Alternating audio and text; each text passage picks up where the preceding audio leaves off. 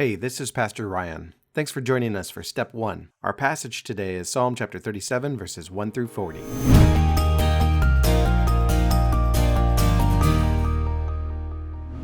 Step One is a resource to help aid in your inductive Bible study. It focuses on the observation step of the process. We're going to be looking at this longer passage in 7 sections. The first section is verses 1 through 11. David begins with a verb, and we're going to see many verbs directed to the righteous. He tells the righteous to fret not because of evildoers, and to not be envious of wrongdoers. And he gives a reason. The wicked will soon fade like the grass, and wither like the green herb. He continues the call to the righteous to do good, to dwell in the land and befriend faithfulness. He continues to tell them to delight in the Lord. The result of these actions will be that the Lord will give you the desires of your heart. He continues to tell them to commit their way to the Lord, to trust Him.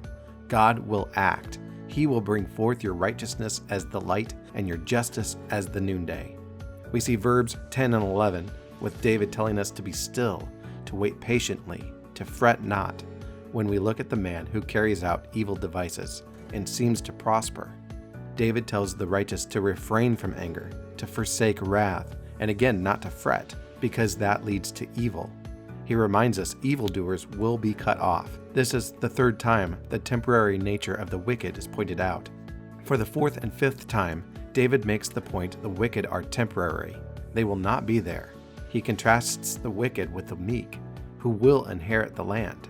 It's interesting David says not to fret 3 times in this passage. And 3 times, David motivates us to righteousness because of our longevity in the land. Overall, this passage is filled with commands to the righteous. So we're going to agree with the NIV application commentary that this is the call to trust Yahweh.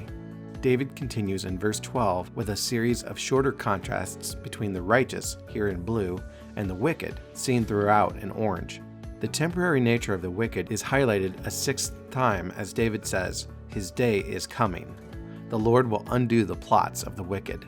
The Lord protects the righteous from the weapons of the wicked, assuring the heritage of the Lord remains forever, while contrasting with the 7th, 8th, 9th, and 10th reminders that the wicked are temporary and will perish. The righteous is able to give generously and inherit the land. The wicked doesn't and will be cut off from the land. There are no commands in this section, only comparisons and contrasts between the righteous and the wicked. Because the fate of the wicked begins and ends this section, we're going to agree with the label of the ultimate fate of the wicked for this section. David begins the next section, verses 23 through 29, with a general set of truths that applies to the righteous and describes how he's seen these truths play out in real life. For the second time, he mentions the righteous is someone who can lend generously. He then calls the righteous to turn away from evil because of the permanence of the righteous in the land and the temporary nature of the wicked. This is the 12th time this is mentioned. The flow here starts with a statement of truth that David has seen in his life, and he says, hey, you should do this. You should believe and live this truth. He described the blessing of the faithful life. The next section, verses 30 through 34, begins with another statement of general truths about the actions of the righteous. They utter wisdom, speak justice, the law of God is in his heart, and his steps do not slip. The wicked may wait for the righteous, putting him before a false trial, but the righteous are told to wait for the Lord and keep his way. Ultimately, the wicked will be cut off. We notice action is only urged after David stated preliminary truths.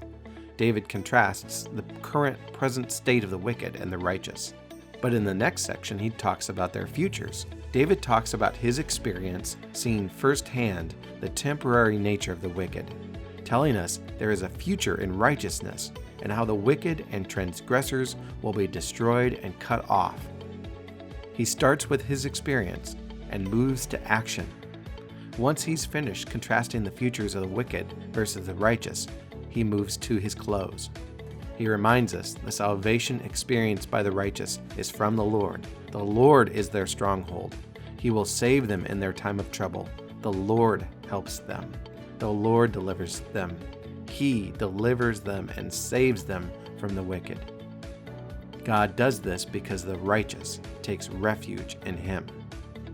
David is pointing out the reality of this truth here. There are no verbs calling us to action. At this point, we are given a final picture of what to believe and how to live our lives. So he ends with a final statement of confidence in Yahweh. The call to follow Yahweh in righteousness will pay off. And that's step one for Psalm chapter 37, verses 1 through 40. We'd encourage you to continue your step one journey on your own. What observations do you see in the text? What's an important observation you think we missed in today's video? You're encouraged to use the life group notes to continue your Bible study journey this week. We're looking forward to processing our Bible study journeys together this Sunday at Louisville Evangelical Free Church. We hope to see you then.